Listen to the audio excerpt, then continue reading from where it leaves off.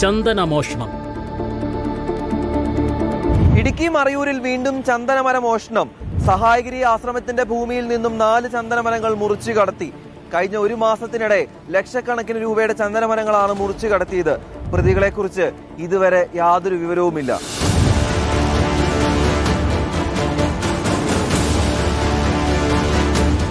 കേരളത്തിൽ ഏറ്റവും കൂടുതൽ ചന്ദനമരങ്ങൾ സംരക്ഷിക്കുന്നത് ഇടുക്കി മറയൂരിലാണ്. വർഷങ്ങൾ പഴക്കമുള്ള 100 കണക്കിന് മരങ്ങൾ ഇവിടെയുണ്ട്. പക്ഷേ മറയൂരിലെ ചന്ദനമരങ്ങൾ സുരക്ഷിതമാണോ എന്നാണ് ഇപ്പോൾ ഉയരുന്ന ചോദ്യം.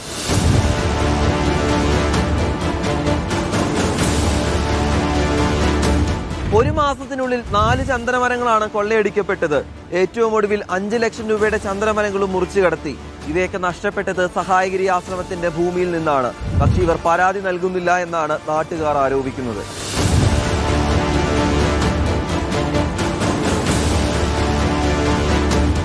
പോലീസിന്റെയും വനംവകുപ്പിന്റെയും പരിശോധന രാത്രിയെന്നോ പകലെന്നോ ഇല്ലാതെ കൃത്യമായി നടക്കുന്നുണ്ട്.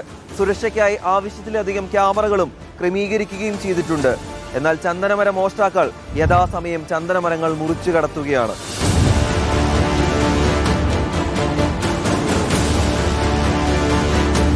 മോഷണം പതിവായതോടെ നാട്ടുകാരും ഭീതിയിലാണ്.